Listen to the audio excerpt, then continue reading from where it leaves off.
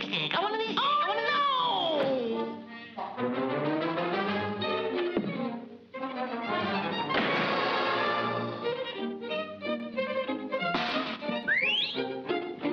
I want one of these things. I want one of these things. I want one of these things. I want one of these things. Cut it out! Ooh, no! Stop it! Well, that's that. No more finagling with Easter eggs. Well, here's the joyous bunny's first stop. Here's the Easter rabbit, hooray! The happy Easter rabbit. Here, kid, have an egg. I want one of these things. I want one of these things. I want one of these things. I want to wait. Why, you little... You! Cut it out, kid. Somebody will get hurt. Probably me.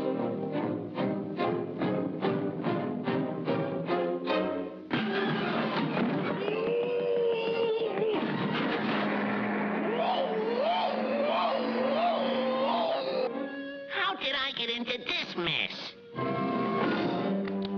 Now look at here, you juvenile delinquent.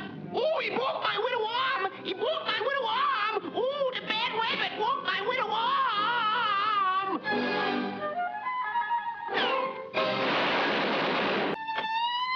I want one of these things. I want one of these things. I want to know.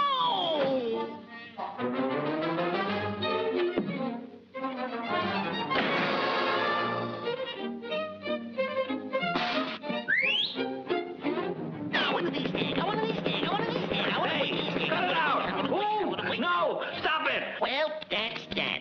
No more finagling with Easter eggs. Well, here's the joyous bunny's first stop. Here's the Easter rabbit, hooray! The happy Easter rabbit. Here, kid, have an egg. I want one of these things. I want one of these things. I want one of these things. I want to wait. Why, you little... You! Cut it out, kid. Somebody will get hurt. Probably me.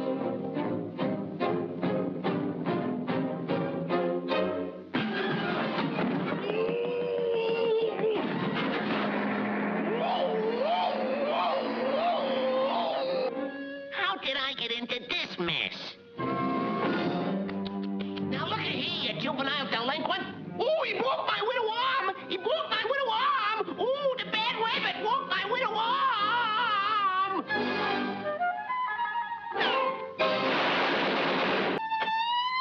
I want one of these things. I want one of these things. I want to know.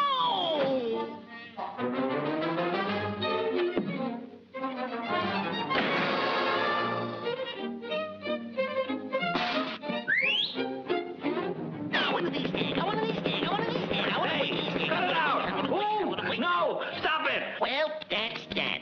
No more finagling with Easter eggs. Well, here's the joyous bunny's first stop.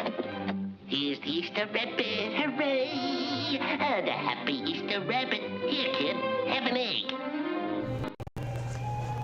Okay, so I'm just gonna be answering a question from, let me see here, Franco. When is this whoop going to end? Well, it ended just now. Hey guys, happy Easter. Hope you enjoyed that clip. I'm sure you did. But let's get straight to it. We'll welcome everybody. Norbert, welcome, and Ethan, and Starfy and Starly, and Franco. I might as well welcome you as well. And MobyFan12, hello, and Axie, and Super Rayman, and Jason. Nice to see you here. Who else is here? Alba 3000, and Vincent, and Two-Tailed Sponge, or Sponge Fox. Yes, welcome everybody, and a happy Easter Sunday to those who celebrate it. And I have something in mind. Oh, hang on. Jason's pointing out that my audio is popping apparently. Well, if it is, but I hope it's not too much of a problem. If anything, I could fix it. Let's see. What's up, DJ? Okay, I'll tell you what's up. So yes, it's Easter Sunday for those who celebrate it. Hope you're having a happy one. And I had in mind some Easter art to do. Technically, I have two ideas, but there's one that that I want to put a high priority on working on, and I may work on the other one later, depending on how much time we have. And as some of you may have guessed, it is all about Bugs Bunny, because Warner Bros. Its 100th anniversary has passed. And hey, remember last Easter when I drew Daffy Duck for his birthday? So you guys enjoyed that. So you know, it's only fair to do Bugs as well. I'm gonna start working on that sketch in just a moment. Yes, Super Rayman is asking if anybody saw the 1960s titles in Looney Tunes cartoons. Yes, I saw that on YouTube, and absolutely surprised and amazed that they were able to recreate something like that. It's such a obscure, mostly hated era of Warner Bros. Cartoons. I love how Looney Tunes cartoons does so much tribute to celebrate like different eras of Looney Tunes. Like they're mostly going for the 40s style, but you know they don't mind making all of these, what you call them, mythology gags, referencing the entire history of Looney Tunes. You could say that they are clever Easter eggs. Get it? Okay, MobyFan12 is doing a correction here regarding the previous stream. Ted Bastian didn't work on Wayside, it was Ted Collier. Okay, thank you for clarifying, Moby. Yes, there's no way I could complete this intro without quoting that kid from Easter Eggs. I want an Easter egg, I want an Easter egg, I want an Easter egg, I want an Easter egg. Okay. Might as well get to it with working on that. Alright, here we go. We have my sketch here of Bugs with a basket of Easter eggs, or as he calls them, Technicolor hen fruit.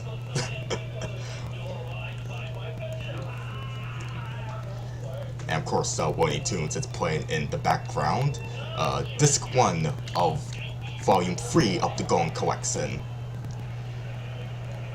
Yep, that's gonna be playing as I draw and chat with you guys, and probably upon some music too.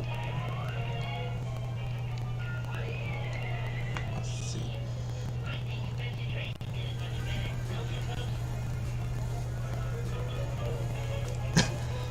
Oh, okay. Norbert saying, you know what would have been a clever idea if you'd done a stream on Easter Sunday talking about your favorite Easter eggs and cartoons. Wow, you know what? Yeah, that is a good idea, Norbert. I probably should have thought of that. Like, thought about doing like the technical, or sorry, the more figurative sense of Easter eggs found in media.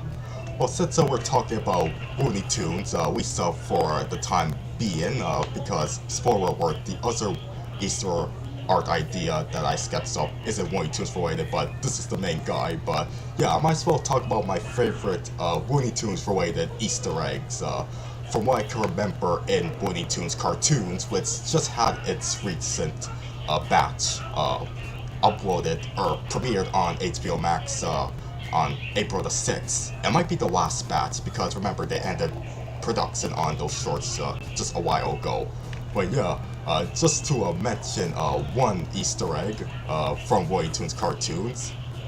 I remember there was one that referenced the day that Elmer Fudd made his first appearance, his first official appearance. I know there's lots of debate on like if Egghead, this other character Tex Avery did, if he really is like a prototype of Elmer or not. But yeah, like Elmer's first official appearance, as far as many Looney Tunes fans and historians are concerned, is in Chuck Jones's Elmer's Candid Camera, which featured a prototype of Bugs. And yeah, at one point they referenced the date when that short came out, which was March 2nd, I believe. And I believe March 2nd is also the date that Porky Pig made his debut in 1935. But Elmer's debut was in 1940. And, you know, it's one of those gags. You know me being an animation nerd, it's like, it's like pretty immediate whenever I could sense, the writers, artists, and storyboard artists and so forth, like, referencing an Easter egg, you know, like, it's easy for me to figure out, like, I pretty much could immediately figure out that, hey, yeah, I know where you're going with this. I didn't need to like completely double check. I know that you're referencing Elmer's birthday with that one.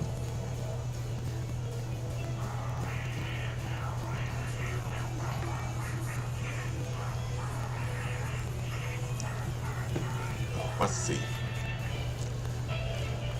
Let's see. There's anything else I'm missing here. Yes. Moby fans saying that at least Looney Tunes cartoons did end production because of David Seswa. Yeah, they intended for 1,000 minutes of episodes to be made. It wasn't necessarily a corporate decision. It's more like an intentional creative decision to have the short series end after a certain amount of episodes. So I wonder if that one movie with Porky and Daffy, done in the style of Looney Tunes cartoons, I think the day the Earth blew up or something like that, whatever it was called, if it'll ever see the light of day, like continued production. Because I know it, along with another Looney Tunes movie, Bye Bye Bunny, was kind of affected by the corporate shuffling that's been going on at Warner Bros. Discovery.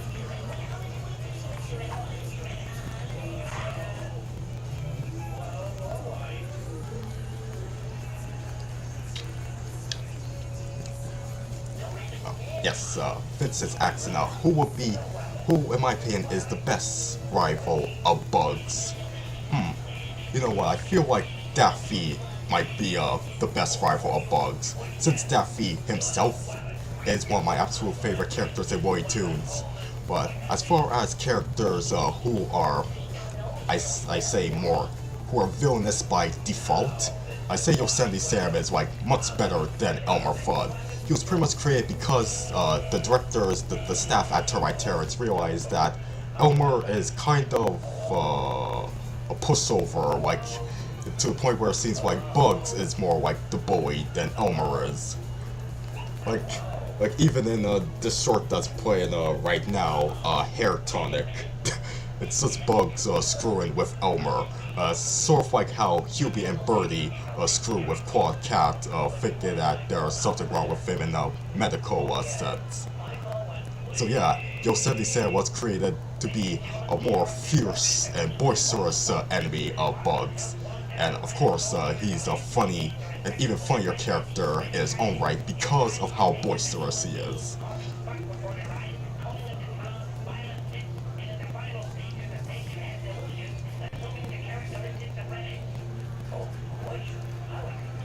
Let's see. Oh yes, Norbert's asking if I know about the A113 Easter egg. Oh yes, definitely. I know that they've been using it since at least Family Dog, the episode of Amazing Stories directed by Brad Bird. And of course, that's a reference to the room where some noble Cal Arts graduates like John Lester and Brad Bird they did their studies in that room whose door was labeled A113. And yep, and it was mostly, it's not just in Pixar movies that they use it in. Like I just mentioned, Family Dog was pretty much the first to use that Easter egg. I think it was in Simpsons as well. And you also bring up the Pizza Planet truck. Yes, that's another notable Easter egg. But I may be wrong, but I think as Shea Farrell's Productions pointed out, the Pizza Planet truck doesn't really show up in the Incredibles movies. I think it was Saferos who pointed that out, like in his video about either Incredibles 2 itself or his video about Disney Twist villains. And I know A113, there's debate over whether or not it found its way into Monsters Inc. as well, since there's these two news anchor monsters who are sort of vaguely shaped like A and 1, and I think there's a number 13 in between there. That's the closest thing they got to an A113 in Monsters Inc. I'm pretty sure it's also in Monsters University. I mean, hey, it's a movie about university, so you might as well reference the Cal Arts, which is a college itself, you know.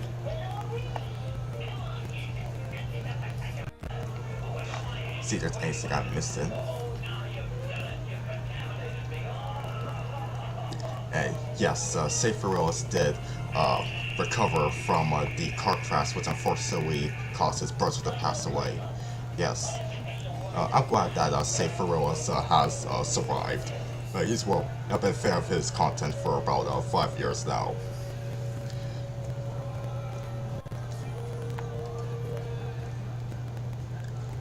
Oh, let's see if there's anything else I'm missing. Oh, let's see. Jason's accent. What do you make sure to watch every Easter? For me, it's the Easter Beagle and a few episodes of Max and Ruby. Oh, cool. I used to really like watching Max and Ruby. Well, Brett, also I have some mixed feelings about it sometimes, but yeah, Max and Ruby's nostalgic. But yes, the Easter Beagle Charlie Brown is my favorite Easter special by far. I don't know, Easter isn't really a holiday that I take that much seriously. I won't completely understand the complete meaning behind it. And also, what does Easter and what does bunnies and painted eggs have to do with Easter exactly? I'm no expert on the holiday, but yeah, the Easter Beagle is definitely one that, if I get a chance to, I'll be sure to watch it.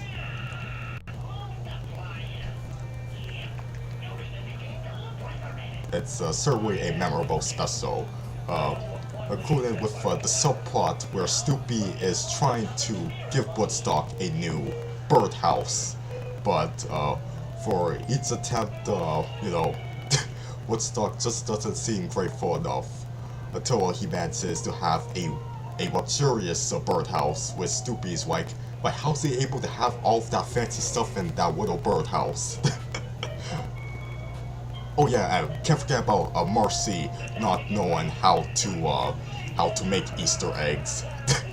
Like, she thinks he has to crack the eggs into the boiling water, like in that one scene. And then near the end, apparently Peppermint Patty thinks that with Easter eggs you're supposed to eat them while they're painted and hard-boiled, when no, you're not supposed to do that.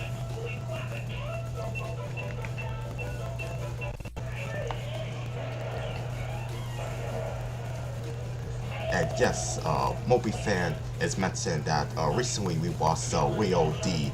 Sullivan, who is Floyd Norman's main collaborator outside of Floyd's work at Disney. He's worked on stuff like several Filmation, Hanna-Barbera, and Marvel Productions, and also was a timer at Warner Brothers. Yes, I was definitely disappointed when I heard about the loss of Leo. I paid my respects to him, wrote a little tribute to his broad career as soon as I heard about his passing. Yes, rest in peace, Leo.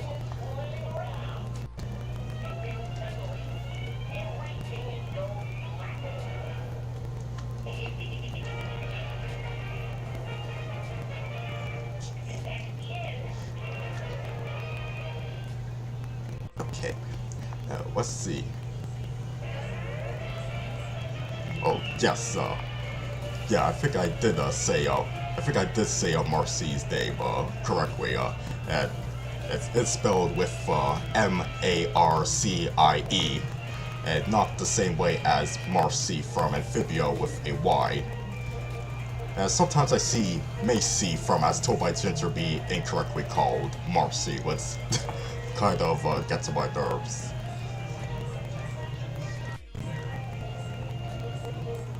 Let's see.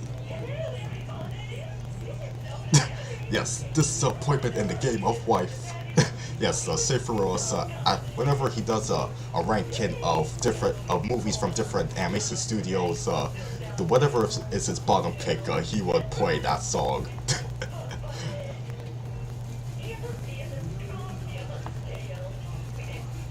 Okay, see if there's anything else I'm missing. Who do I think is the best Bugs voice after Mel Blanc's passing? If it's Jeff Berkman, Billy West, Greg Burson, or Eric Bauza. I will admit, easily I'm the least familiar with Greg Burson's performance, because I know he performed it in Time to Adventures, but I barely ever watched that show, and he played him in Carrot Blanca, that short that parodies Casablanca, but I don't know, it's not the most memorable cartoon from Looney Tunes, like post-Golden Age, so for me to really remember what his performance sounds like, but Billy West's performance as Bugs, I grew up with it on Space Jam and also those web cartoons from the early 2000s which were packaged on a home video. I used to have the Reality Check Looney Tunes VHS that had different web cartoons parodying different reality shows. And there's Jeff Berkman's performance. He performed in he was the first to take over since Mel Blanc's passing. He voiced him in Blooper Bunny. He did great there. And also in Cartoon All-Stars to the Rescue. Yes, who could forget Bugs' iconic line, "What's this? A joint?" Yeah, but perhaps most memorably, Jeff voices Bugs in the Looney Tunes show, as well as in Wabbit and Space Jam: A New Legacy. I don't know, I feel like he's probably at his best on the Looney Tunes show. That might be just the most where I heard Jeff Berkman as Bugs. And then we have Eric Bauza, who's been doing amazing with playing Bugs since, at the very least, he's been voicing him since Looney Tunes cartoons. He might voice him earlier than that, but with what he's been doing on that particular series is excellent. I've been hearing people say that he's been the best Bugs voice since Mel Blanc, and to be honest, I can't really disagree. Like, ever since he became the voice of Bugs, that's when Eric Bauza I believe that's when he's began even more respect as a voice actor.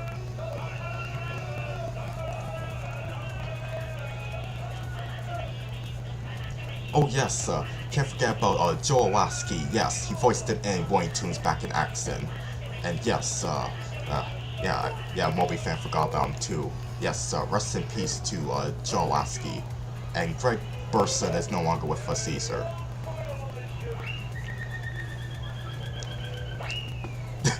Oh yeah, Jason's saying, still, Macy being referred to as Marcy is better for misnaming than her being named Stacy. Yes, I remember that. Courtney would call Dodie Pody and Macy Stacy. And then the one time where Courtney does get Dodie's name right in the Weiss and Friends episode, that's when, of course, Dodie's like, she's just starstruck, because of course she would be. Oh yeah, speaking of As Told by Ginger, yes, one episode that I kind of made a tradition to watch is the Easter Ham, which, to be honest, at one point I thought was my favorite, one of my favorite episodes of the show, basically, mainly because of the scene where Darren calls out Dodie for being a bad friend to Ginger, but when I really think about it, to be honest, that's not really enough to say. That's not really enough to say that it is a great episode.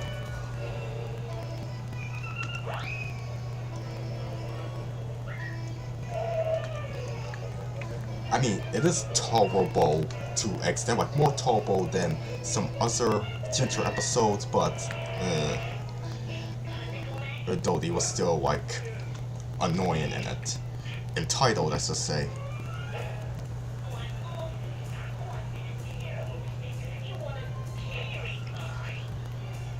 Okay, so I'm continuing to ink my boy Bugs, and if you're liking the stream so far, make sure you hit the like button, and make sure you subscribe as well if you're a newcomer.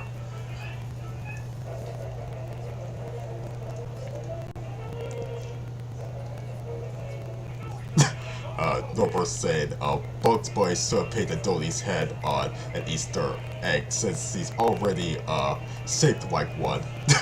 Oh yeah, that's just maybe. I don't know. Maybe Dolly's. I don't know if there'll be an egg big enough to incorporate Dolly's face in it. Maybe I'll find a way to maybe include at least a sort of subtle reference to Dolly. An Easter egg within an Easter egg, if you will. I'll see what I could do, maybe. But yeah, I'm just gonna be focusing on inking Bugs, and I'm gonna be coloring it as well. I'm most likely gonna have time to color it. And any other finishing touches will be done after the stream. And I feel like if I get a chance to do the other idea for a Easter art that I did, I think I'll just focus on the ink into that one because I don't want this to go over like 2 hours or so.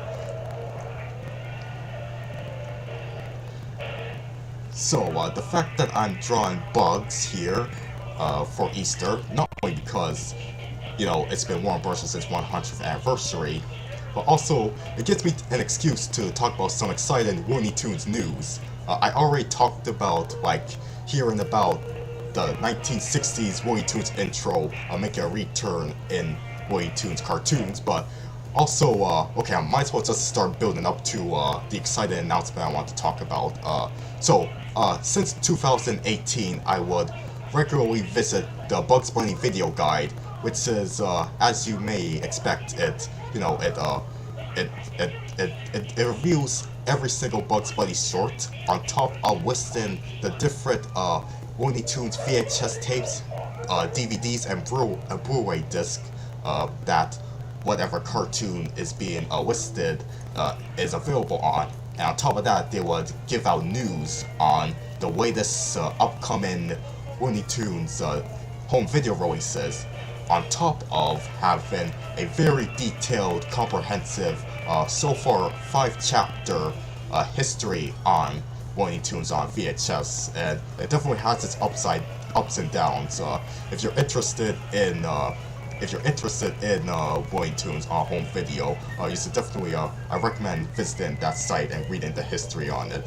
But more over to the point, in the news, they were talking about how Jerry Beck, famous animation historian, announced that there's going to be a new Blu-ray called Looney Tunes Collector's Choice, and you'll know how excited I was when I heard this news, because of the cartoons that are gonna be on it, they're not part of the Golden Collection, or I don't think they're part of the Platinum Collection either, none of them. And they're not part of the Superstars series either. They're gonna be newly restored, and they're not gonna be the same restorations that are on HBO Max, which have some technical difficulties to the point where it seems like they photoshopped with the title cards. No, these are brand new, fresh remasters coming from the Warner archive. Okay, before I continue, let me see if there's any messages I'm missing. Let's see.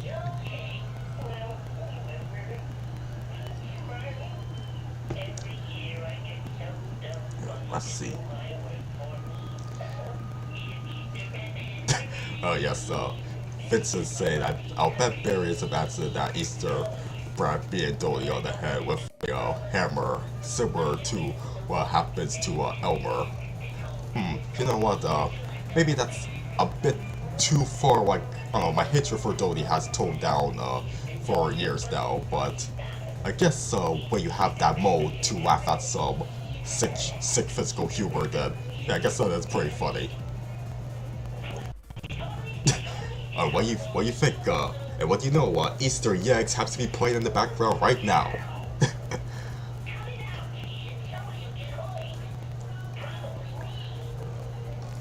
Oh yes, the Smile Conference is here saying I hope you all have a great Easter. Yes.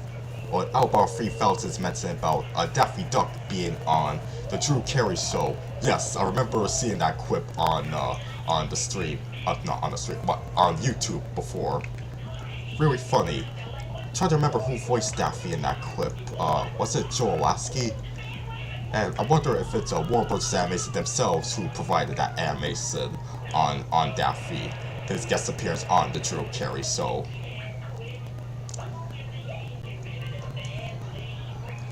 But yes, going back to the exciting news about the upcoming Looney Tunes Collector's Choice Hooray. Oh my god, there are several highly anticipated releases on this upcoming release. Some truly desired titles on it. Just to name some that are on the top of my head, there's A Fractured Leghorn, which is Foghorn Leghorn's 5th or 6th sort. It's one of my absolute favorites with the character. The one where Foghorn and this black and white cat, not Sylvester, but this other black and white cat that Robert McKimson would use in a few shorts before, they would just fight over a worm that the cat is trying to use to catch fish, and Foghorn wants to eat. I absolutely love that one, especially at the end where the cat, who is mostly silent, he finally tells Foghorn to shut up. But of course, Foghorn being Foghorn, he doesn't shut up, he continues flapping his lips, or his beak. And he goes on about how he was brought up right. When his dad told him to shut up, he was shut up. And it's to a point where he wouldn't even tell him that he was hungry. Yes, I love that short. Also, if you look at the front cover of Looney Tunes Collector's Choice, you see that the Three Bears are on it, and that got me excited.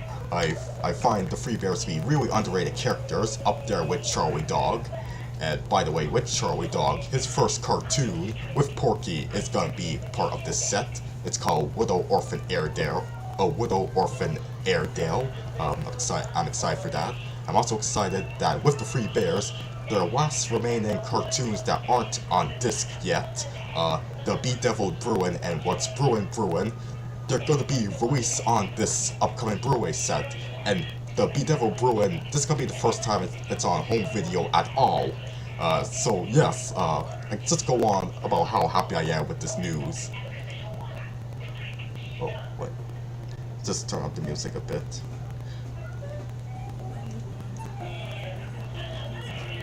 See if there's anything I'm missing.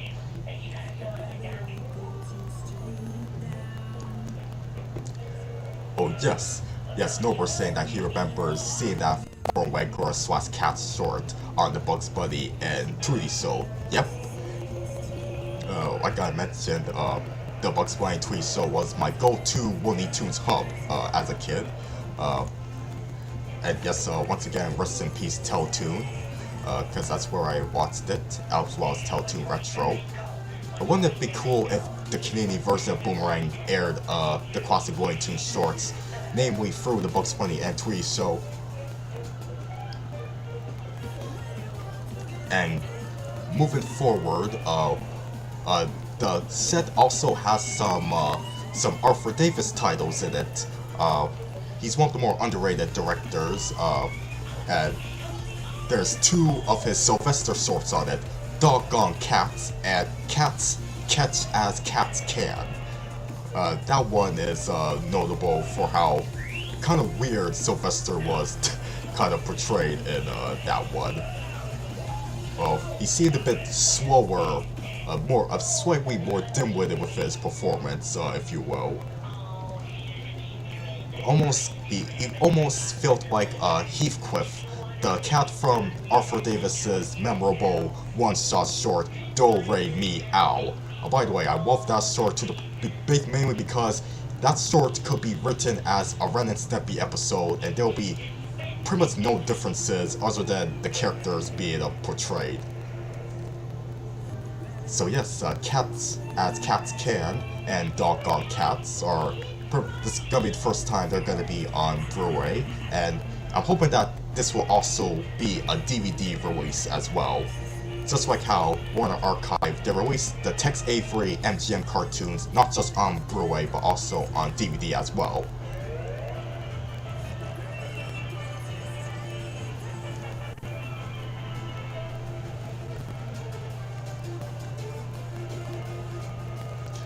Let's see.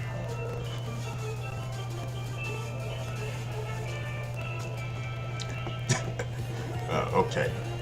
Yes, Norbert said he definitely remembers the part where the cat finally said, "Ah, shut up!" Yes, it was pretty cathartic for that cat. Yep. Oh yes, Jason is pointing out that that Elmer Fudd and Egghead, they are definitely in the they're like separate characters in the Looney Tunes universe. Yeah, and him bringing that up reminds me about how Egghead actually makes a cameo in Daffy Duck's Quackbusters, if anybody remembers that. Okay, yeah, I'm gonna see if I could maybe throw in Dodie on here. It might not be super detailed since it's such a limited space, but be able to get Dodie's basic silhouette on here, like her distinctive pigtails. And I'm gonna have that, and I'm gonna have her bangs. And I'm just gonna have her eyes be a kind of beady as well.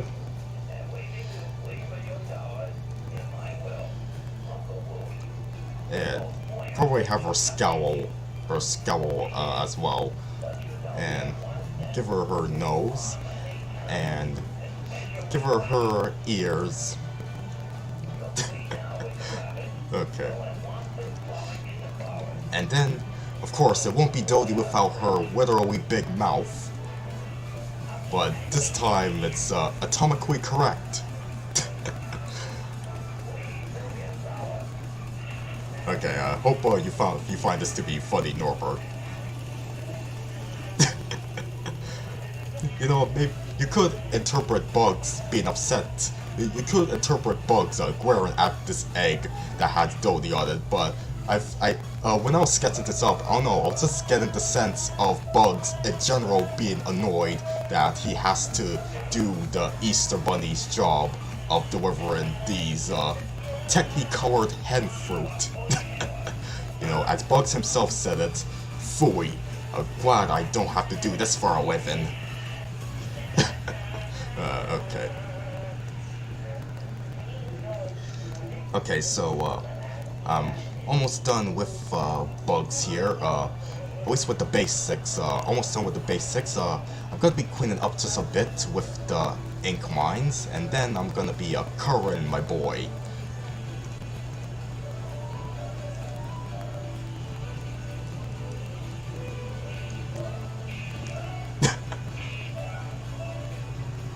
Norbert say that he would have imagined the whole egg would be Dodie's head. The egg would have her pigtails come out of and hit her hit her face on the egg. Yeah. Well, hopefully this execution of that Dodie Easter egg within the Easter egg is good enough.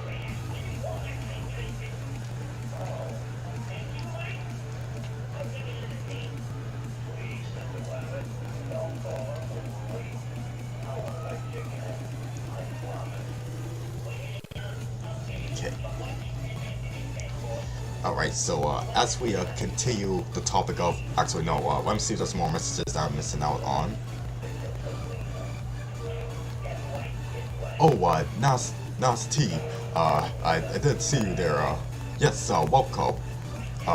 If anybody saw Super Mario Bros., the Super Mario Bros. Movie, I haven't seen it yet. No spoilers, please. No, seriously, no spoilers, but the most I got was that you know, there seems to be some mixed reactions to it. Some are saying, the critics are saying that's pretty mid. It got a rotten score even. But, you know, I'll have to see the film for myself to form my own official opinion on it.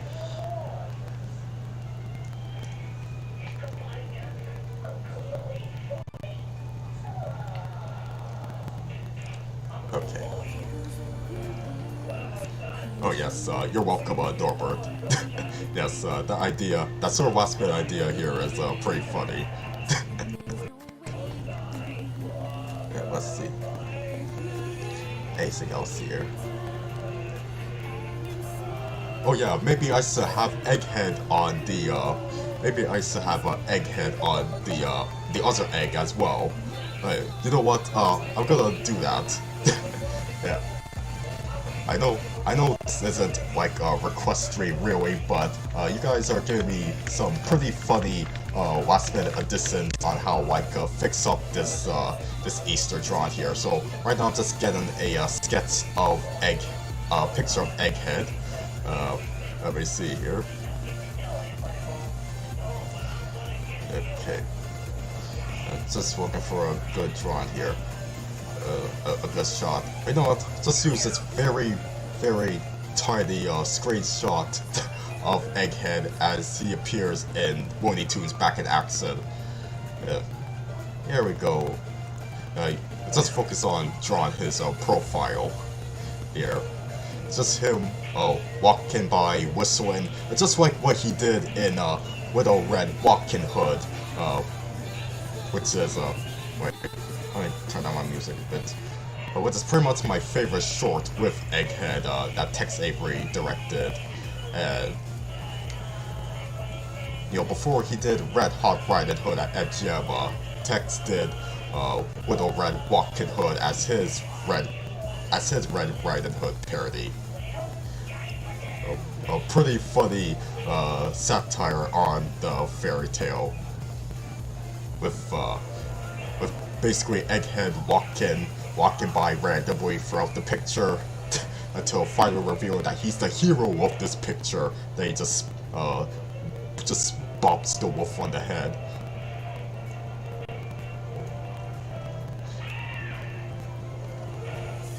So have him whistling too.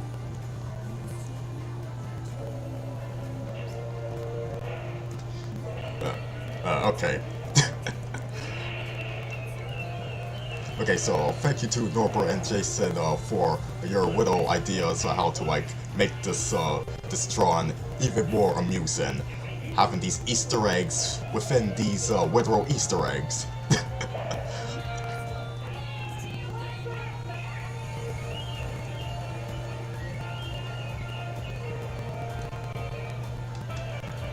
Okay, so right now I'm just going through the ink line here before I clean up, or before I color, I should say.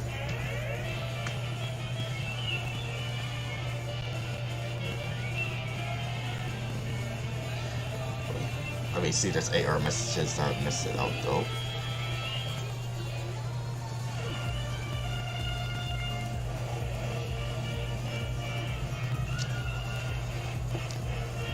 Okay.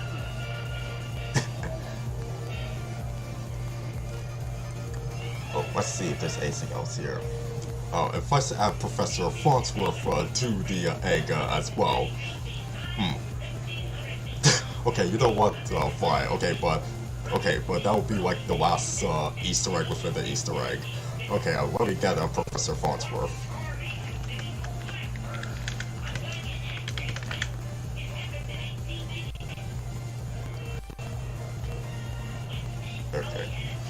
Okay, here's a good shot of him.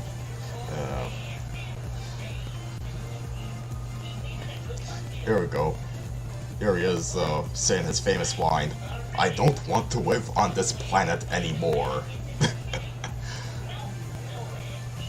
Oh yes, speaking of Billy West, of course, this month is Autism Acceptance Month, or Autism Awareness Month. And, of course, Billy West, in case you didn't know, is on the spectrum, and of course, that doesn't stop him from being a super talented voice actor, voicing several characters on Futurama and Ren and Stimpy, and being the voice of Bugs in several occasions, and voicing Elmer Fudd as well. For sure, I oughta do a stream for Autism Acceptance or Autism Awareness Month this April. And I know, Jason, I know you're super grateful that I was able to do your commission for Autism Awareness Month, which is Regan Ridley from Inside Job, which I still have to watch some episodes of. I'm pretty much just drawing fonts from memory mostly.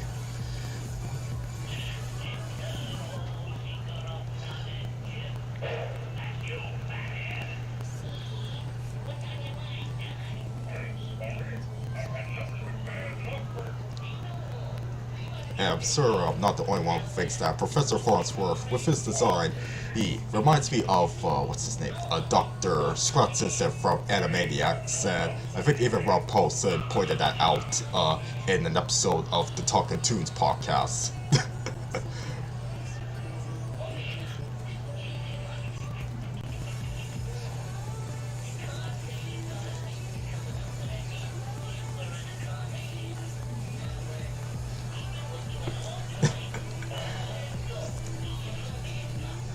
If I'm going to add a character in every single egg, I think I'll just stick with these three. And just so I could just move on to the current.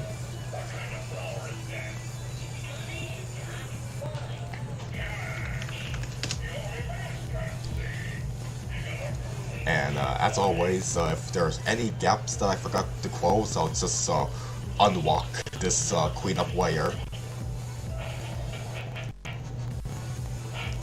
And fix it.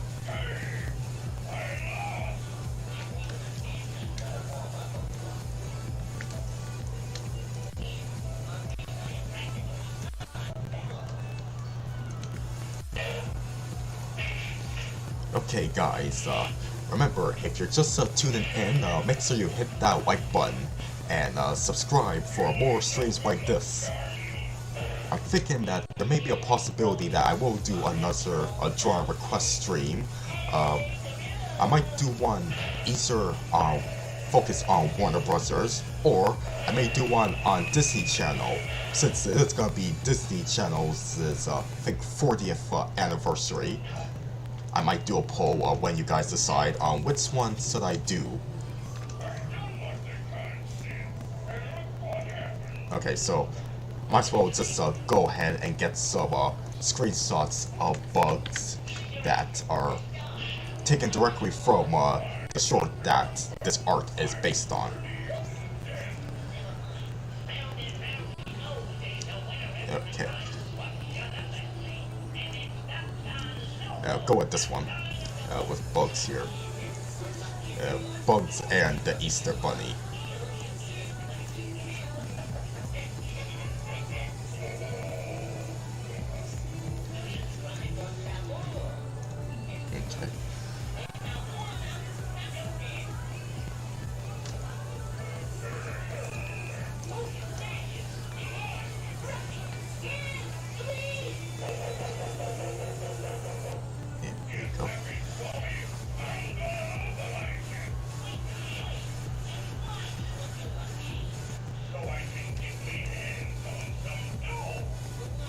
Okay, see there's a message I need to check out.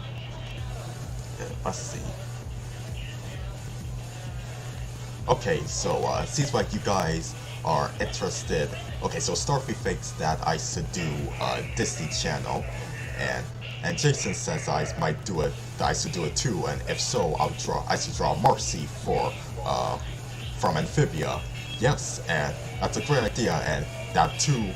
That definitely could have that in mind, and that could also be an Autism Acceptance Month celebration, since Marcy is pretty much confirmed to be diagnosed with being a neurodivergency.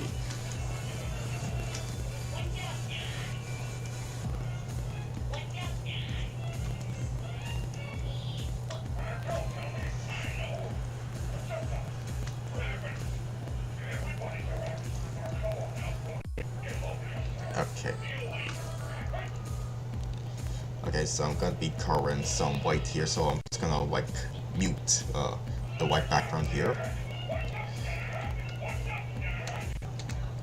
Oops, I selected the wrong layer. There we go.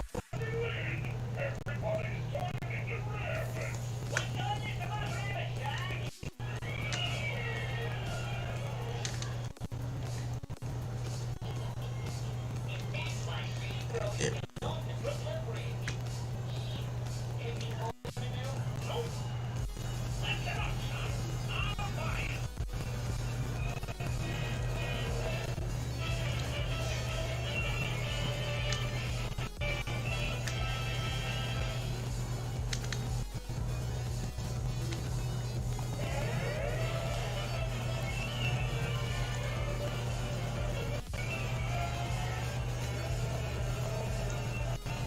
Okay, a resurrected that missing.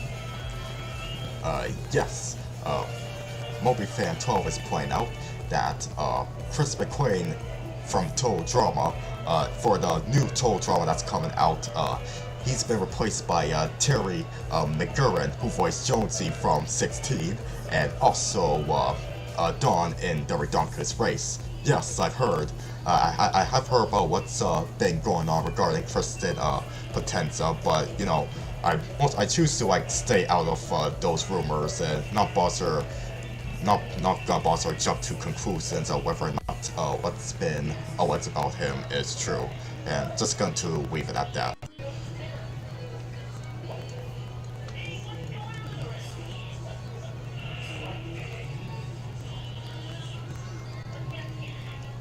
But I am kind of excited for the new season of Total Drama that's coming out. Or at least mildly excited. I'm sort of casual with Total Drama. I've been rewatching like the original generation of contestants like on Netflix recently, and I've definitely been more excited than I was ever was before. Like, oh no, is my favorite contestant gonna be eliminated or this soon into a competition? I mentioned my favorite I think I mentioned that my favorite contestants are DJ, and no, not just because he has the same name as me, and also Izzy. And whenever they get eliminated, I'm like, oh man. But speaking of Izzy, I know with this brand new batch of contestants, there's one who goes by the name of Scary Girl. I don't know if her real name will be revealed anytime soon or not, but yep, she's a Scary Girl. She looks like Harley Quinn, but has the eccentric personality of Izzy. And I definitely got a taste of that in one of the trailers for this upcoming season of Total Drama Island.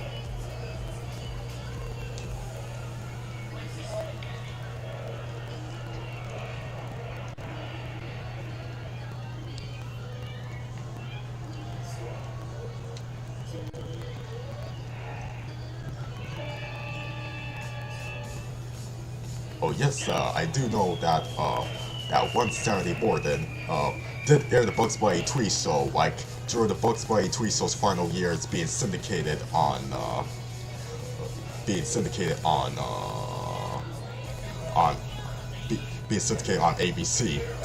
And I remember Jason even showed the broadcast of the Bugs Bunny and TV show. And love how he puts Disney in all caps because, yes, Warner Bros. Cartoon on a Disney-themed block. Scandalous.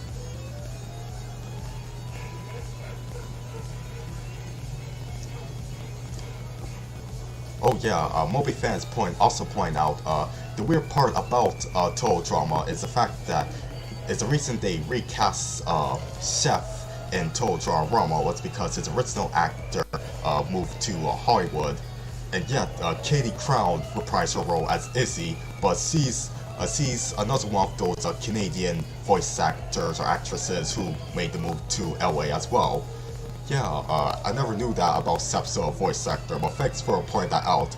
And yes, so you bring up Katie Crown, and yeah, I might as well say that today is actually her birthday, and you might be wondering, Hey, isn't her birthday on November 23rd, according to Wikipedia? And you even mentioned this yourself, DJ, in the community tab. Well, I realized that Wikipedia might be wrong about her birthday, and that Rotten Tomatoes seems to have the correct birthday.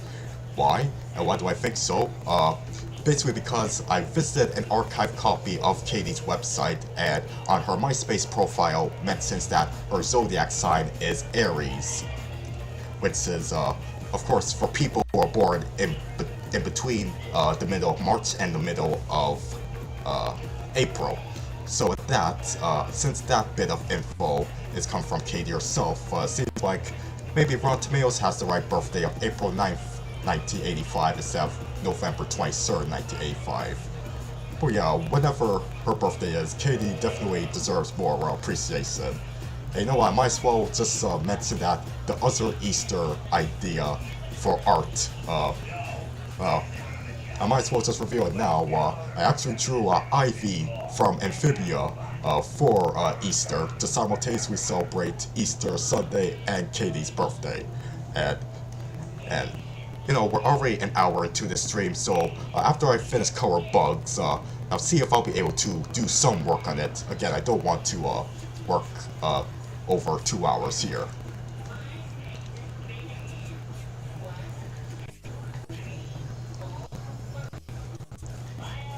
Saying maybe I'll save the Ivy art for Easter Monday tomorrow.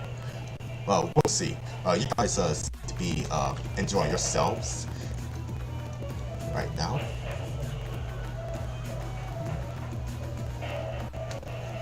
Yes, maybe if I ever do get the chance to interview Katie Crow, I might ask her, like, is it November 23rd or April 9th? And I also want to ask her regarding, she did a short pilot for Nickelodeon under the anime short program called Francine, and she voices the main character, and she even kind of looks like her. I assume Francine was inspired by her childhood, and the cartoon is basically about this little imaginative, quirky girl named Francine, and her mother, she's kind of a bad cook. Kind of like how Tino's mom from The Weekenders is known for not being the best cook, and you know, Francine, she builds a robot to avoid having to eat her mom's cooking. But as it turns out, they're having something that actually is scrumptious, which is pizza. So Francine realizes that she made a terrible mistake, and you know, she has to stop that robot from eating the pizza that Francine's family is going to have. Yeah, I highly recommend checking out that short. It's pretty cute. It's on Nickelodeon Animation's website, or YouTube channel, or rather, Nickelodeon Cartoon Universe. I still kind of hate how they have to turn Nickelodeon Animation Studios' YouTube channel to a more generic, COPPA-friendly kids channel. But you know, that's just nitpicking.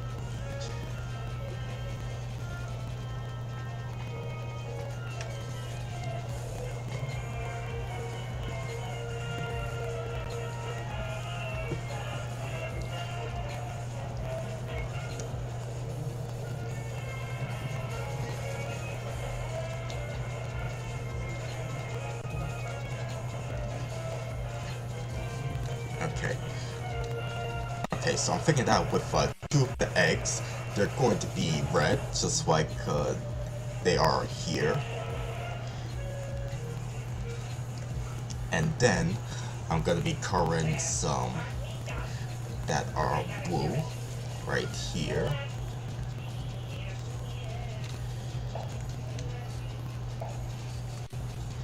And then for the ones that have the characters on it, they're going to be bright yellow.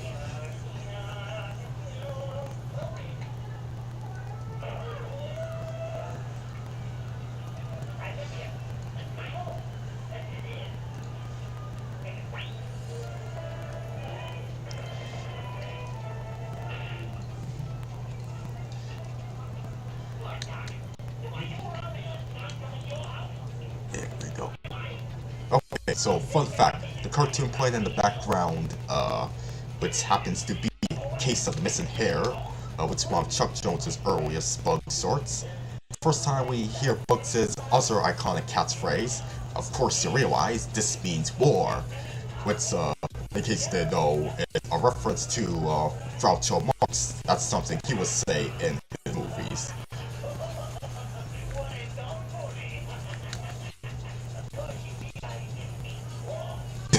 Yep, there it is.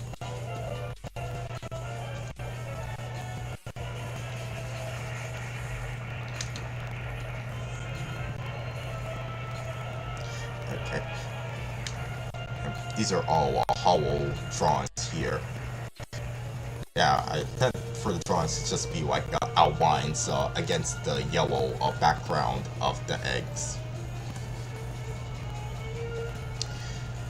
Okay, just as I might have anticipated, I missed some parts.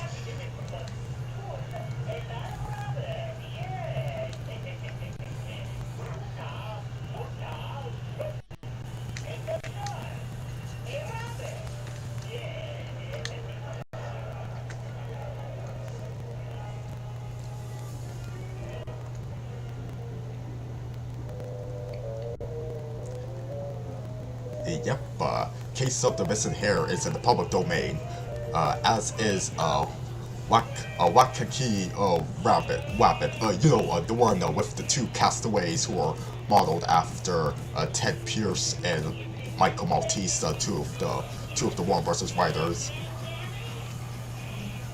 And earlier, the Wabbit Who Came to Supper, that's also in the public domain, that was played in the background, and that's where we get the popular Happy New Year quip with Bugs and Fat Elmer. Yeah, so who remembers Fat Elmer from like 4 or 5 shorts? Because, you know, they thought it might be a good idea to have them modeled after Arthur Q. Bryant before they changed it back to his swimmer design. But we saw with Wabbit trouble, yo, we got that famous Big Chungus meme.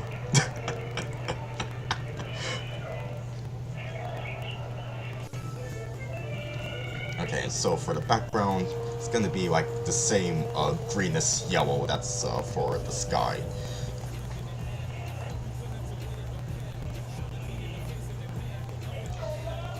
And I'm going to add like a very vague grassy spot, but sort of also serves as a sort of a shadow as well.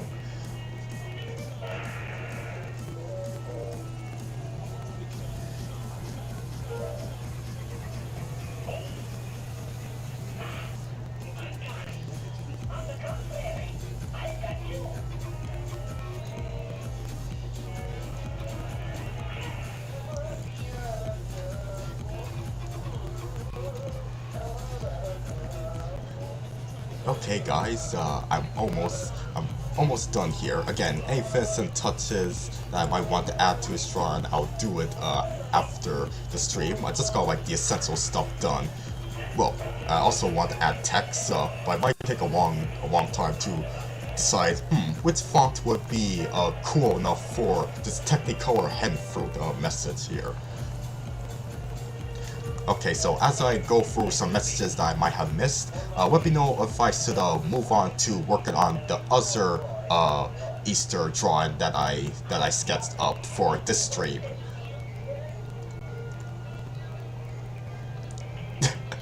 Yes, welcome Kristen. Yes, Bugs Bunny is amazing, and he's noticing that I don't want to live on this planet anymore. And yes, it is because I have Professor Farnsworth here as an Easter egg because well, one of the guys, I think it was Moby Fan 12, who pointed out that, you know, he kind of looks like an egg with the shape of his head. And there's also Dodie Bissell from As Told by Ginger here because he's also an egghead. And then we have, well, Egghead, you know, Elmer Fudd's prototype, even though they can't coexist in the same universe. So, yes.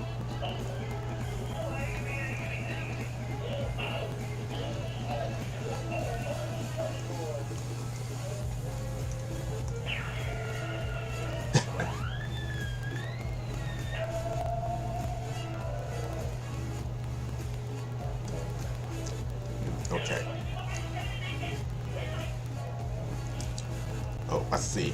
Okay, so Moby Fan wants me to work on Ivy. Okay, so Outbot 3000 saying that I should add impact font or Old English font might be better, says Starfy. Maybe. We'll see. And yes, I definitely remember about the Dark Ages of Looney Tunes with 7 arts. I barely watched those cartoons though. The one that I remember watching is, of course, there's what do you call it? A Cool Cat, which is just a pink panther if he spoke. And there's also, it's not even labeled a Looney Tune or a Merry Melody. There's Normal. I remember you mentioned it as one of your favorite underrated Looney Tune shorts, Jason. Me personally, it's just so weird. It feels like a mid-tier Hanna-Barbera cartoon, kind of like Wait Till Your Father Gets Home or something. Let's see.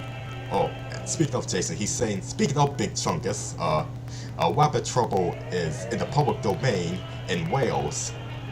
Interesting. And is otherwise worldwide is the one Fat Elmer short that isn't in the public domain.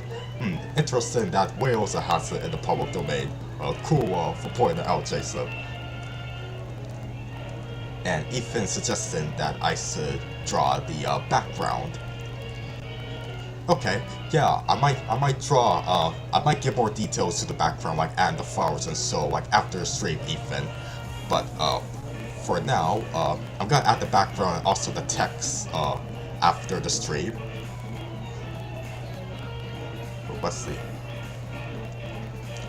Norbert saying that, if you do the IV drawing on the stream, he's not sure that he'll stay for the whole thing. It's okay. You know what? Again, I'm not gonna be here for over 2 hours, so I'm just gonna be focusing on inking IV. And I might, if I go over 2 hours, then I'll just leave the coloring for after the stream. I want with this giving more details to Bugs here. Okay, enough chit chat. Well, we'll resume the chit chat after this little intermission as I bring up Ivy.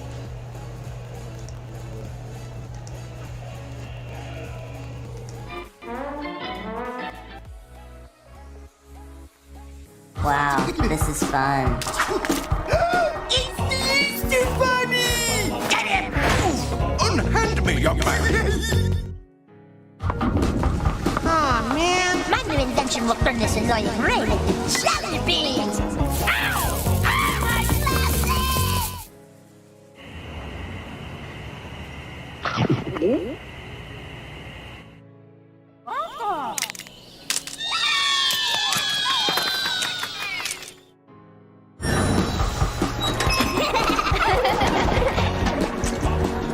I don't know. I think we look pretty cute.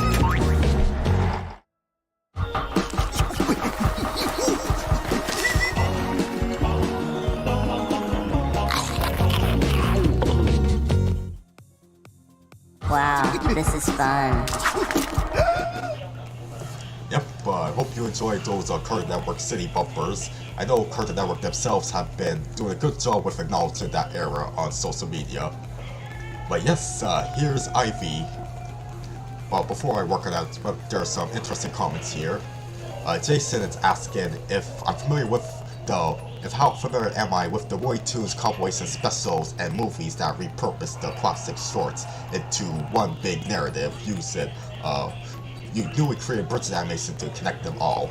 And yes, I'm definitely familiar. I've seen pretty much all. I've seen all of them. I've seen the Bugs Bunny Rover movie, which is seems like a more straightforward anthology with Bugs hosting the film, showing the classic Chuck Jones shorts, post 1948, of course. Well, pretty much all of the compilation movies are post 1948 cartoons, since Warner Bros. Didn't really have the rights to the pre-48 shorts at that time. But yes, the Bugs Bunny Rover movie, I've always loved that. I also love the Woody Bugs Bunny movie, which has a bit more of a narrative to it, as does the Bugs Bunny's third movie, 1001 Rabbit Tales. And there's also Daffy Duck's Fantastic Island, which, I don't know, might be the least memorable, my least favorite, honestly. I don't know, might have to do something with the fact that it focuses on a pairing with Speedy Gonzalez and Daffy, which not too crazy about that pairing. And it's also Daffy Duck's Quackbusters, which is much better. I feel like it might be the most critically acclaimed of the Cowboy Sin movies, since it does more into making an actual movie out of like the new animation and the classic animation. Even though it is on a more sadder note, it is even more painfully obvious with Mel Blanc's voice. You know, this was shortly before he passed away, so of course his voice was aging, and so there's a stark contrast between his 1988 voice and, say, his 1949 voice. As for the TV specials, I don't know, I never watched those as much. That's pretty much most that I could say. I don't really have much memory of watching the Cowboy Sin specials. I see some of the holiday specials that have new cartoons that were eventually shown as individual shorts, like on the Bugs Bunny TV show. Like for example, Bugs Bunny's Woody Christmas Tales and Bugs Bunny's Bustin' All Over Out Again, whatever that one's called. But as for the ones that mix and match shorts from the classic era, I don't know, not much memory of those.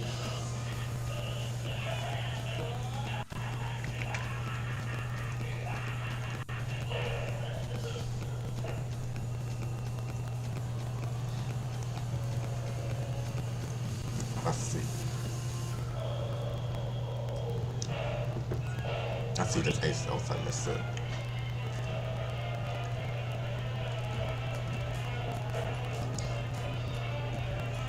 And Dober say that 1001 Rabbit Tales is the best, that he actually used to have a VHS record of it when it aired on Teletoon.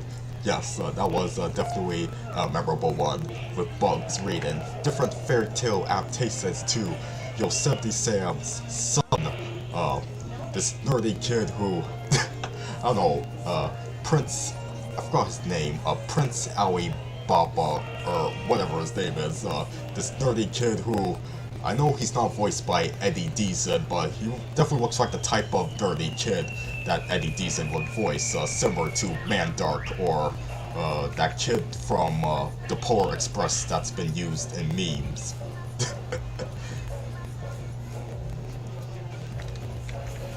Hang on a moment.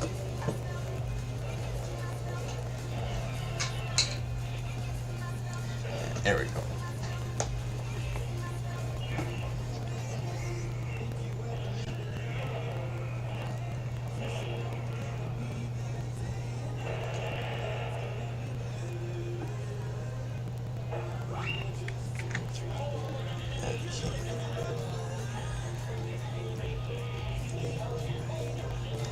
Oh yeah, I just remember something, totally forgot. Today is April 9th, and of course, for those who are fans of Arthur, you may know what that date means. That iconic episode dealing with various types of trauma following the school fire that occurred at Lakewood Elementary. That's with that episode, and today I just got done listening to the recap of that episode on the Elwood City Women's podcast, which I've been extremely addictive to.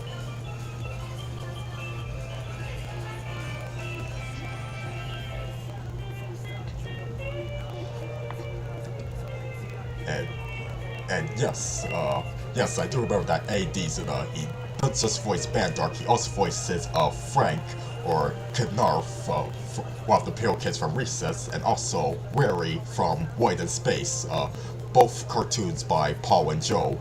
Yep, I don't really remember his Recess character, but I do remember Wary. I remember there's a whole episode about Wary. I think he was more or less fired or let go from helping to run the space station. Man, I really wish White in Space was on Disney Plus already.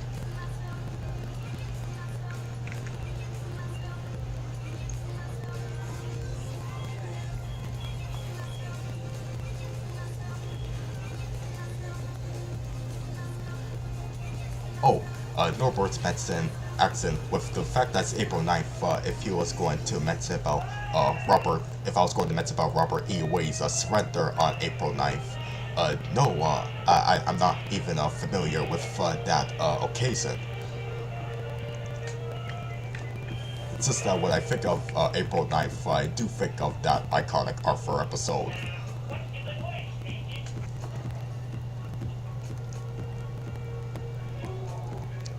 So yes, you see here with Ivy, she has Easter rabbit ears just taped onto her beanie cap here. And I'll admit, originally I was thinking of, at first I was going to draw Izzy from Total Drama, of course Katie Crown's most famous role, but I thought, I think I should do Ivy instead, because, Caesar Frog, and, they'll sort of to better fit the spring theme of Easter. And, frogs are a species that you will find hopping around. Yes, that pun was totally intended. But then again, I probably meant to say that in a literal sense anyway. But yeah, frogs are definitely an animal you will see hopping around during the not so cold times, like in spring and summer. And plus Ivy seems slightly easier to draw.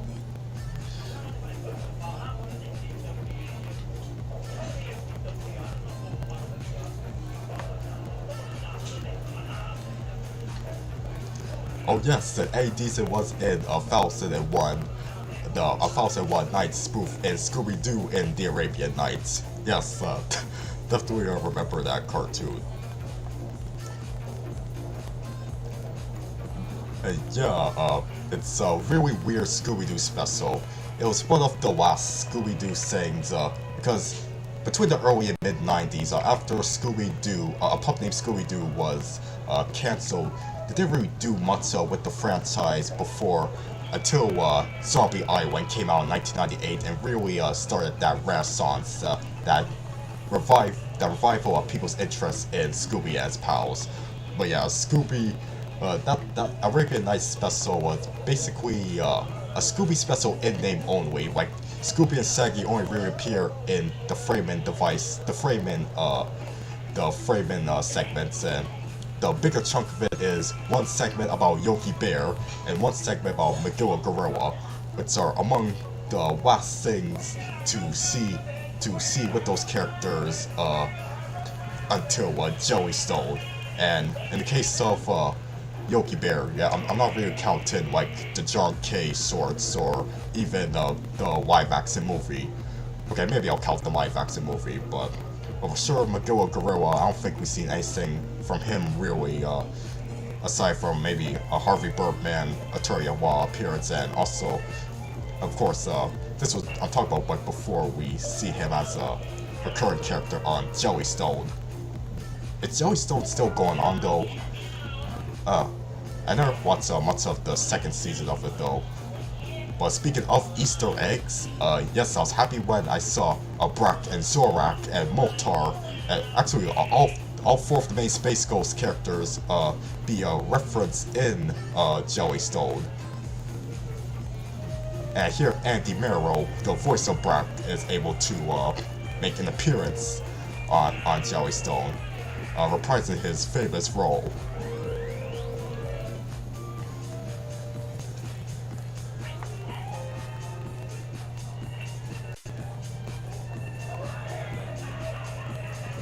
Oh, yes, Wakiki Rabbit, that's played in the background. Bobby fans point out that the commentary is unfortunately provided by John K, but although the twist is that he's actually polite in his commentary. Interesting. Like, typically I try to skip John K's commentaries for obvious reasons, but yeah, I only remember, like, I didn't realize that he was actually like pretty polite, and I'm like, I hear like when it comes to his commentaries on Ren and Stimpy, whether it's the episodes he worked on or the episodes that were made after he was fired, he is pretty critical. Like, going on, I hear he will just criticize how the animators and the artists didn't follow the storyboards.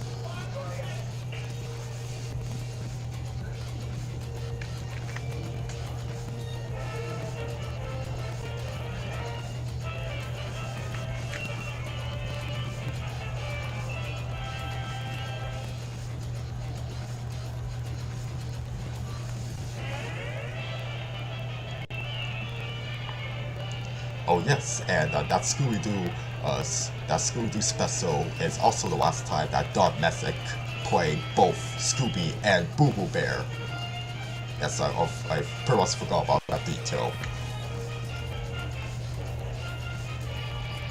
I have to thank you, Moby fan, like in general, for your encyclopedic knowledge on my streams here. You're really definitely one of my best viewers because of that encyclopedic knowledge.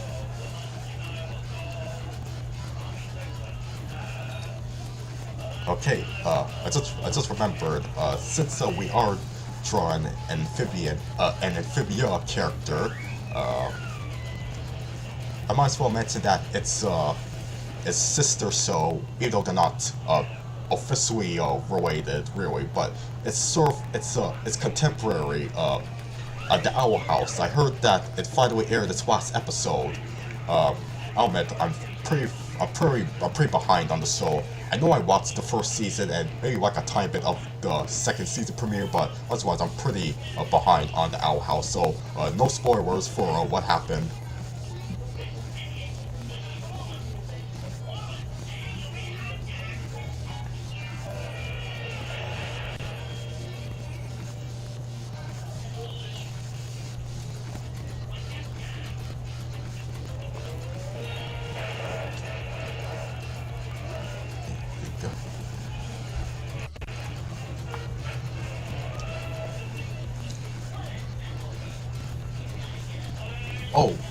Oh, it's actually Jason who pointed out the trivia about Don Messick. Okay, sorry for getting the mix-up. Sorry for getting confused there, Jason.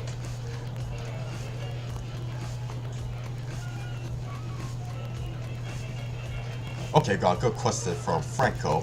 Where did I come up with the idea for a classic logo remake party? Well, to put it in as short of an origin story as I can, in 2014, I was able to check out the experimental animated shorts of Norman McLaurin, who's pretty much the founder of the National Film Board of Canada's animation department. And he would just draw these abstract dots and squiggles directly onto the film strips. And with that experimental energy, it just passed on to me. And I thought, this was back when I was starting to become more and more eager to test out my animation skills, enough to share them on YouTube. Even though nowadays the quality of animation in 2014 is really outdated. But yeah, I thought that as a huge local nut, I might as well exercise my animation abilities with what I was able to access at that time, which was Windows Movie Maker and Paint, and just recreate some vintage TV logos, like the PBS logo from 1971, and also the Screen Gems logo, the S from Hell to be exact. And yeah, the rest is history from there. It turned out to be a successful experiment that gets better and better the more that I exercise and experiment and learn different techniques with my animation abilities, my motion graphics abilities to be precise. I still haven't gone around to working on the 7th classic logo remake party yet, but as soon as I'm able to, I will announce it officially.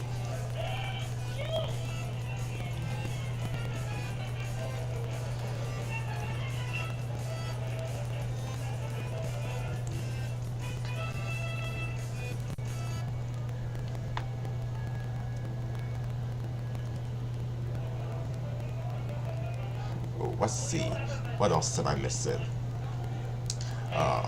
Let's see here. Oh yes, yeah, I did notice.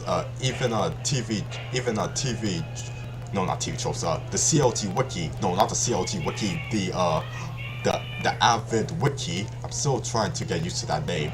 They did point out that, that the Deke logo, the Vortex logo, it kind of looks like the word die. With the way the font is, like how the C in Deke makes it look like it's a lowercase e.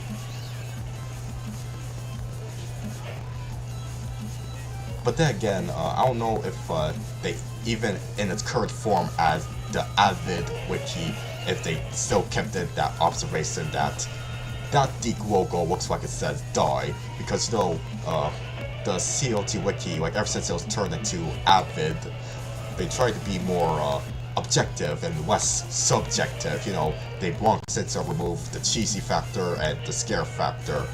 But I'll admit, it's slightly made me bummed out, because those were like about the most amusing things about visiting reading articles on the CLT wiki. But you know, it's okay.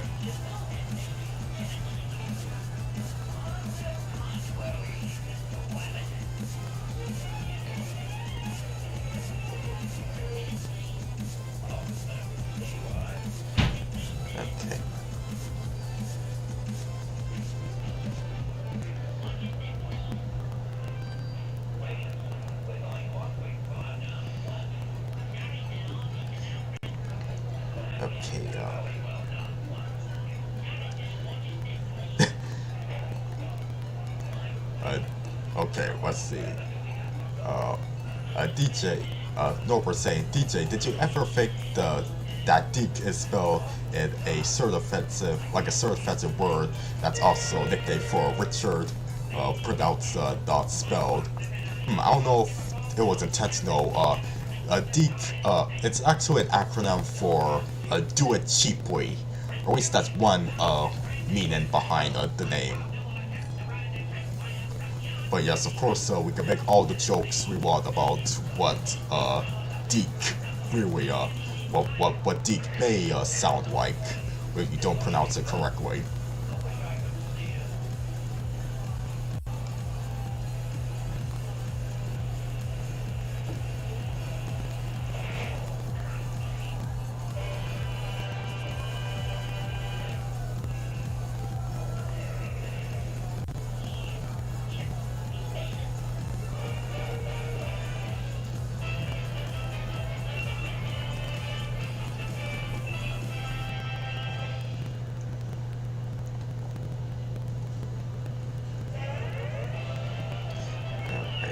Here we go.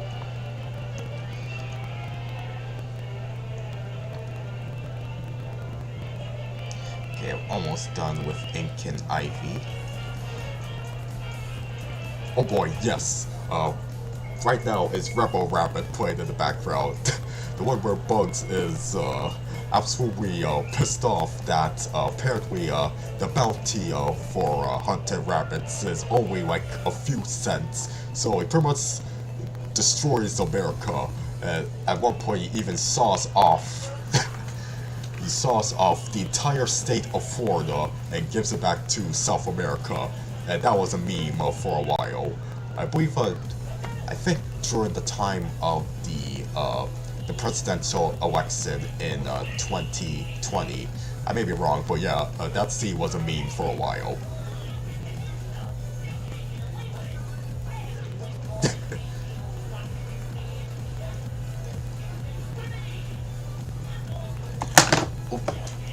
My pencil just slipped out of my hand, and it kind of just screwed up my my selection tool. So I'm just gonna start over again. Just want to make Ivy's arm a bit longer.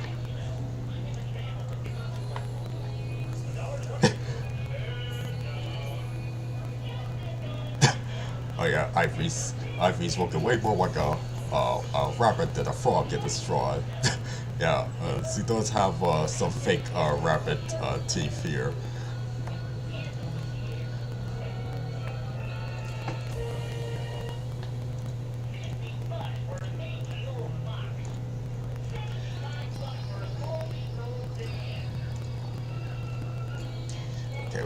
music in.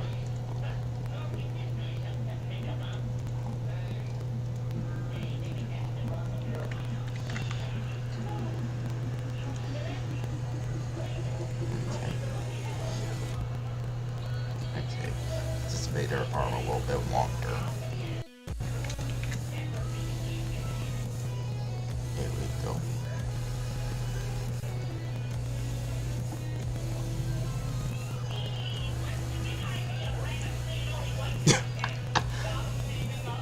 Wow, 2 sets. That's even less than I remembered.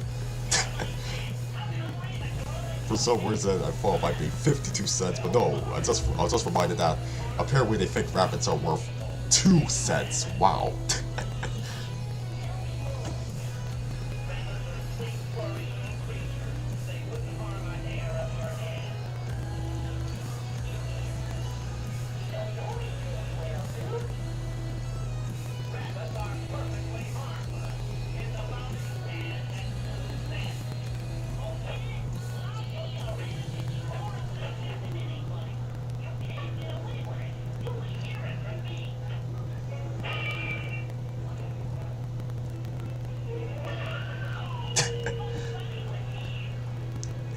Go.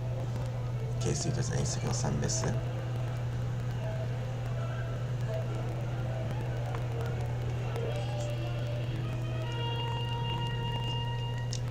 Thanks, Franco. Yes, I'm glad to share that little history of how I came up with Classic Logo Remake Party.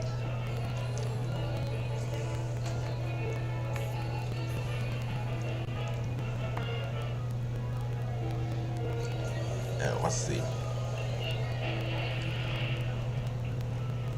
Let's see if there's anything else here. Oh, let's see. Jason's pointed out that with the Scooby-Doo and Arabian Nights special, what's peculiar is that it was animated and musically timed like a Looney Tunes short, which makes sense because Stephen Bernstein, who did the music for Baby Looney Tunes, did the music for this special. Interesting. It reminds me, movie fans saying, it reminds me of how, like Guy Moon, when he used to compose for Billy and Mandy, it was pretty much synchronized, just like a Fairly Odd Parents episode.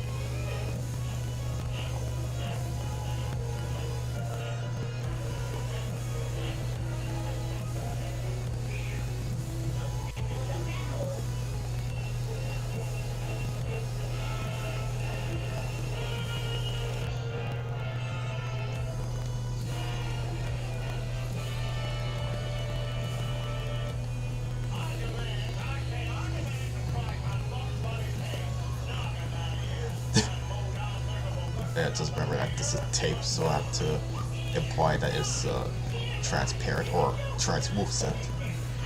So just draw a bit more of the ears here. There we go.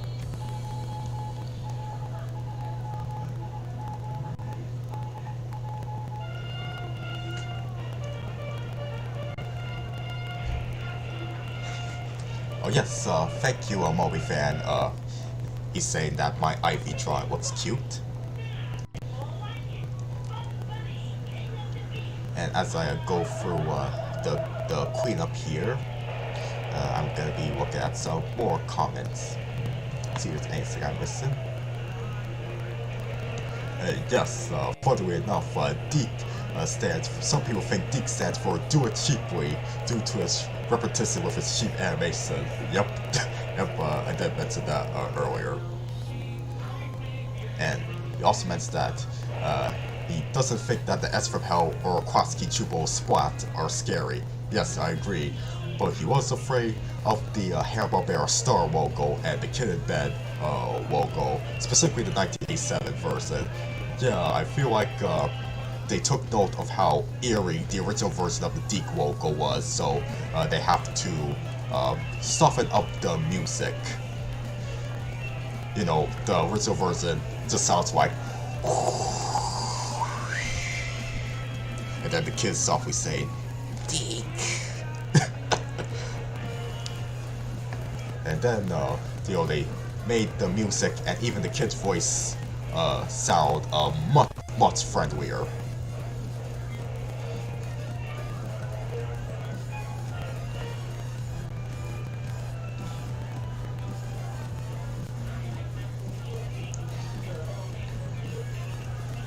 Okay, just see if there's any gaps here, and if anything, you know, I could always close any gaps that I missed out. Yeah, like this one. Okay, here's one.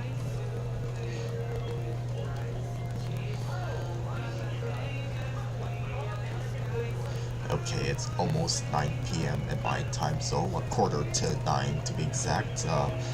Just get this over with. Just gonna be like focusing on the current. Again, I don't want to be here for over 2 hours. So, but if you're enjoying the stream so far, if you haven't yet, make sure you hit that like button.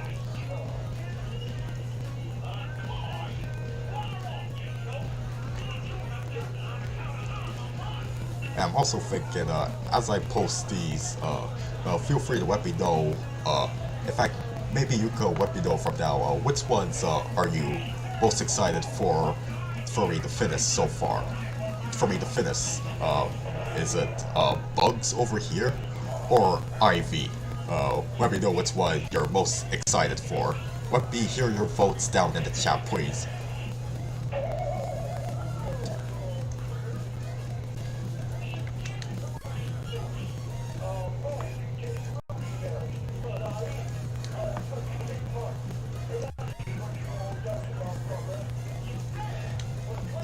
Right now is Hillbilly Hair, which is a decent short overall, but you know, the highlight of it really is the square dance.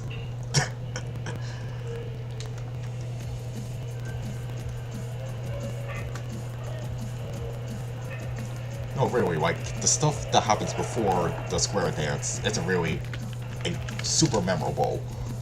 Not bad, but I don't know, nothing as stand out-ish as that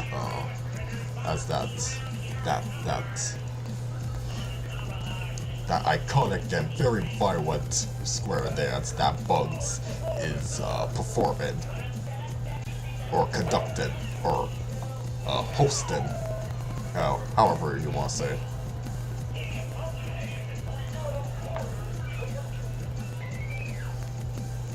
Norbert's asking if I think that if the THX logo is scary. Nope, I do not think that logo is scary. I don't know, I rarely get disturbed by logos. But one that is hard for me to look at is the View Askew logo. That scene at the beginning of the movie Quirks, with that ugly cross-dressing clown.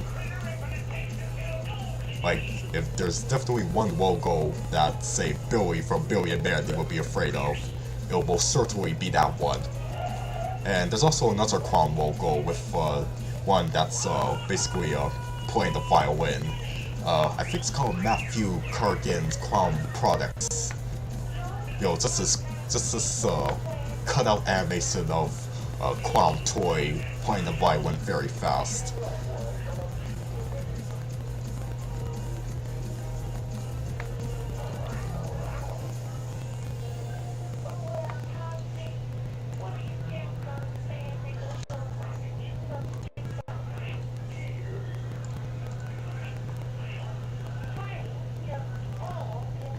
Hey, thank you for the rabbits and the thumbs up and the heart smiley comforts. Let's see. And Nicktoons logo is accent. Is that an Amphibia character? Yep, it's Ivy Sundew, who is basically Sprig's love interest. She sort of starts off as, like, you know, Sprig's friend who happens to be a girl, not his girlfriend or anything. I absolutely love how Anne pretty much tries to ship Sprig and Ivy together. And eventually, yeah, they do kind of become an official couple.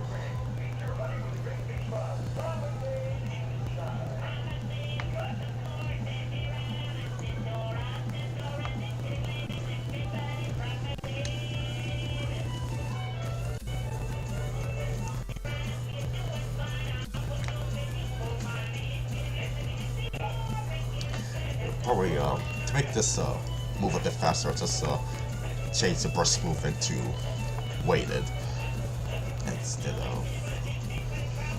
of stabilizer. Yep, and here's the iconic square dance.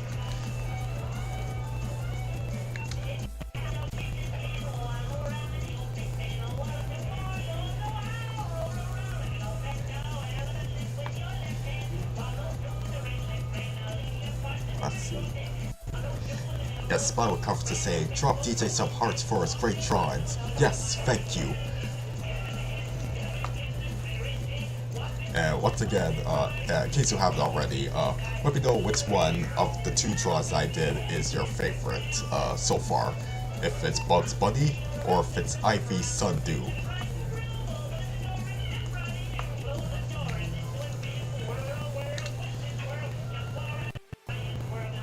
Oops, selected the wrong way again.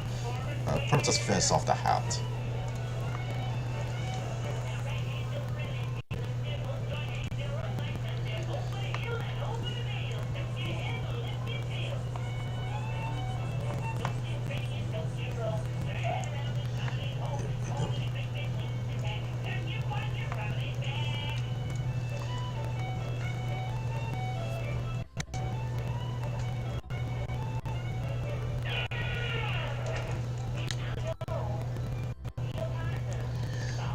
Oops, you see here, there's a gap that I missed.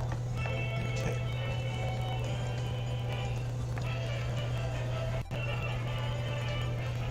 Okay guys, let's see if we can get this done within the next 10 or 11 minutes.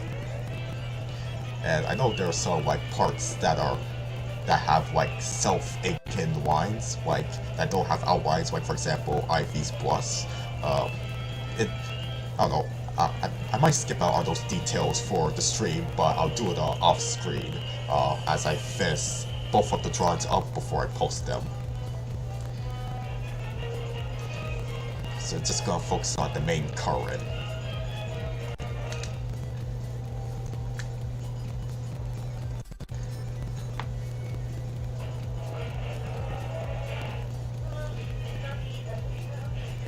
Let's see.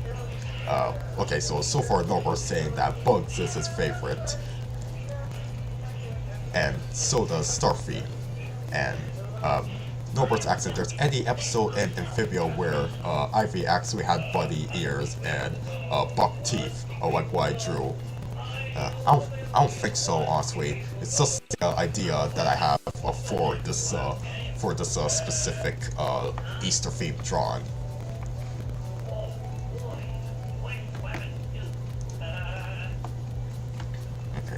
Go back to Brussels visa.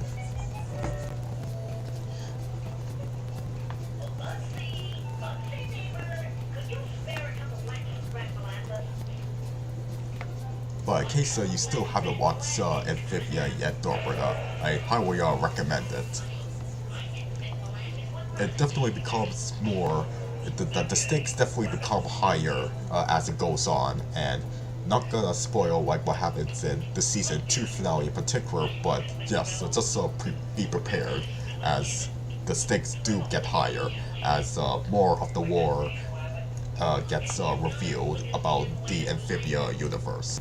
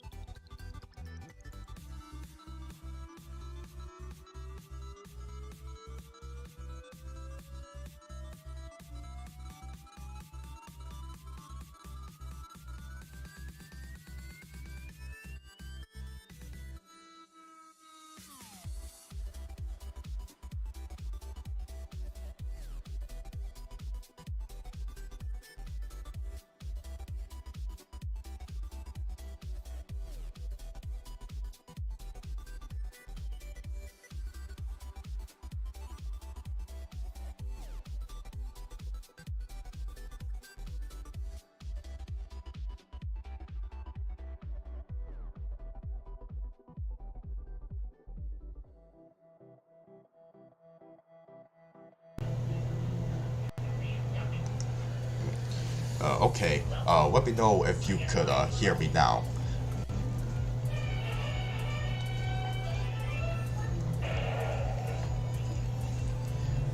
Basically, I'll press F in the chat if you could hear me now.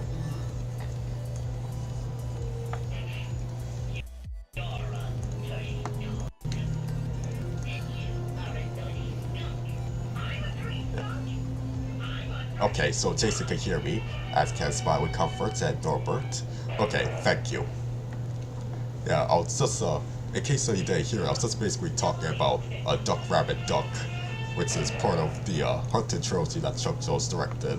The least great, but still great regardless, entry in the trilogy. I'm a dirty skunk.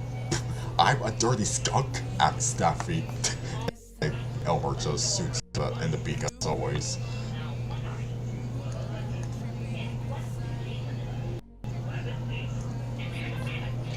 Okay guys, I'm just going to hurry up and finish the current on Ivy. And with that, I'm going to be wrapping up. Again, I'll finish the 2 drawings off stream. And they'll most likely be posted tomorrow, like Easter Monday.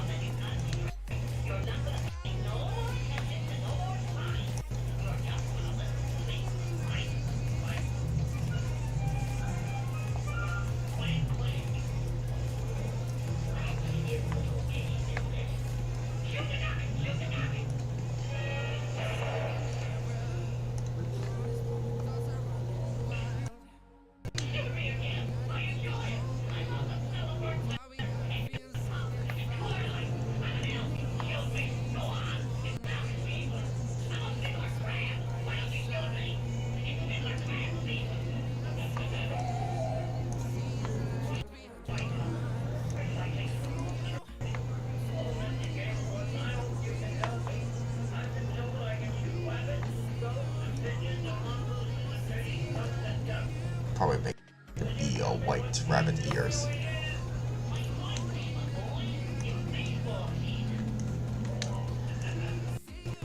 Okay, one more thing regarding Looney Tunes that I want to bring up, that I forgot to bring up earlier while I was focusing on drawing bugs, is that there's going to be a new movie, a direct-to-video movie.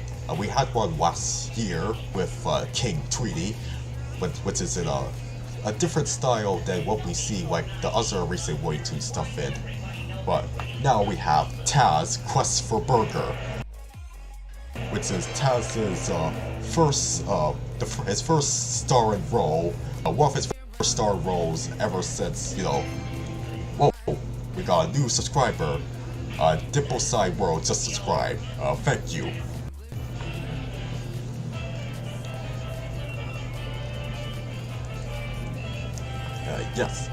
Yes, Taz is getting a new movie called Quest for Burger, which is one of his first starring roles, or solo starring roles at least, since he has also Tasmania, which I never saw an episode of beyond just the title sequence. And Mark Mayer is gonna be involved with it. In case you didn't know, he's the guy who created the Henry and June portions of Kablam, and he's done some work at Warner Bros. Animation for several years now. He's one of the main guys behind Yabba Dabba Dinosaurs, that Flintstone spin-off that nobody talks about, like even took a long time for it to be streamed in America, although Teletoon here in Canada was able to get it. And also he did some stuff for Mad, and he also, I think he directed on Teen Titans Go as well. So yeah, and looking at the bit of the key art for Taz's Quest for a Burger, and it does have that simplistic style, kind of similar to Mark Merrick's Kablam work.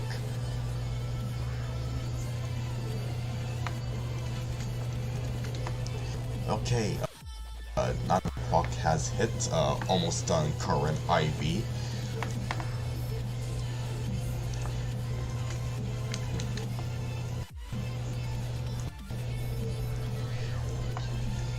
we go.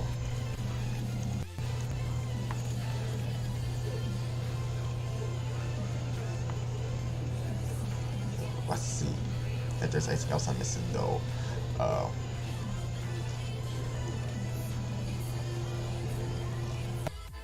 Norbert's saying that the reason why he hasn't checked out Amphibia yet is because it's so that everybody else has already talked about. I guess he prefers talking about shows that not many people talk about, think are underrated. To be honest, Norbert, I feel you. Like, you know, this is a guy who enjoys talking about Evil Concarne as much as he does enjoy talking about something, a Cartoon Network show, for example, that is more popular, like say regular show. Even though I get just as much enjoyment watching that as I do with Evil Concarne, really. But yeah, I understand what you're feeling, how you're feeling on Dorper. Like, and even with me, sticking to the topic of Disney cartoons like Amphibia, yeah, I'll admit, like, I'm more of a void and space guy, for example. Like, that show is really underrated, but you know, I managed to check out Amphibia, and I love that show. Walt Disney's best since Gravity Falls. But speaking of underrated Disney cartoons, there's also the Legend of the Three Caballeros, which, in case you haven't seen it yet, really recommend it.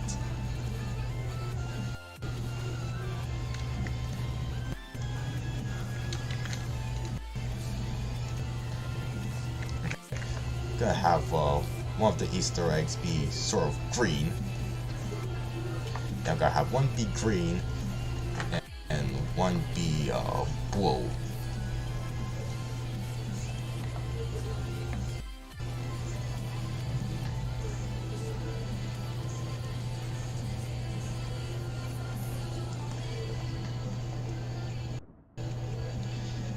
Okie dokie, here we go.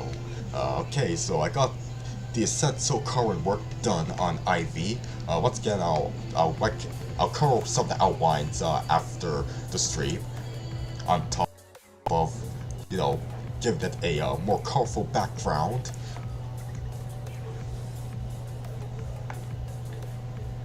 Just saving it. And once again, I'm gonna be finishing up with bugs as well. Remember, Ethan was suggesting that I add more details to the background, like say the flowers. Yeah, I'll take that into consideration as I finish that up. So yeah, already people are saying that Bugs is looking the best out of the two.